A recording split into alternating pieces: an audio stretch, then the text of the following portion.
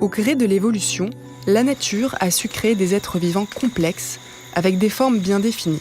Mais il reste des mystères sur les processus qui déterminent l'aspect général des animaux.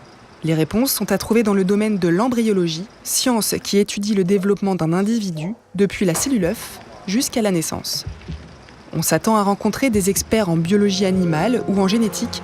Pourtant, dans ce laboratoire, on ne croise quasiment que des physiciens. L'embryon doit passer du stade d'une galette de cellules à celle d'un animal avec des formes, un début de morphologie en 3 dimensions. Et clairement, on ne peut pas expliquer cela simplement en parlant de gènes. Alors les chercheurs du laboratoire Matière et Systèmes Complexes se sont mis à traquer les phénomènes physiques à l'œuvre chez l'embryon. Leur modèle expérimental, le poulet, se prête à merveille aux manipulations de Vincent Fleury, directeur de recherche. Il a conçu une méthode unique au monde pour observer d'où vient la forme de cet oiseau. On a pu filmer in vivo ce phénomène et évidemment, comme il a lieu sur une dizaine d'heures, pour ressentir ou pour voir ce qui se passe, on est obligé de le repasser en accéléré. Au départ, rien n'évoque la forme du futur poussin censé naître 21 jours plus tard. On ne voit qu'une masse de cellules embryonnaires, puis apparaissent des frontières, des axes, des plis. D'un seul coup, émerge la forme d'un être vivant, sous l'effet de simples forces physiques. On voit que ça tire vers l'arrière, et on voit ici se former un tube.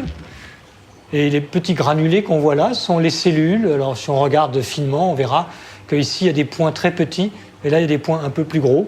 Et le pli qui constitue le bord du cylindre se propage sur le trait qui sépare les moyennes, enfin les grosses cellules des petites cellules.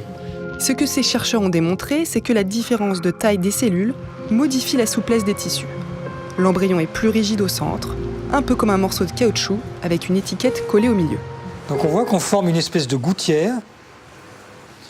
L'étiquette commence à s'enrouler d'un bout, mais je vois que si je continue la traction, en quelque sorte, la colonne vertébrale se ferme sur la future moelle épinière. Et c'est robuste, vous voyez, je plie un peu n'importe comment, c'est pas très... La façon dont je plie est pas très bien ajustée. Si les cellules partent un peu de travers, c'est pas très grave, ça pliera au même endroit. Voilà une affirmation plutôt rassurante. Malgré tout, certains facteurs peuvent perturber cette mécanique. Il y a beaucoup de gens qui sont malades ou mal formés parce que les cellules sont localement trop rigides, peut-être au contraire trop molles, ou peut-être elles ne réagissent pas quand on leur tire dessus. Et pour ces gens-là, ils vont avoir le dos mal fermé, ça va s'appeler spina bifida, ou ils vont avoir l'intestin qui est mal innervé parce qu'il est trop rigide.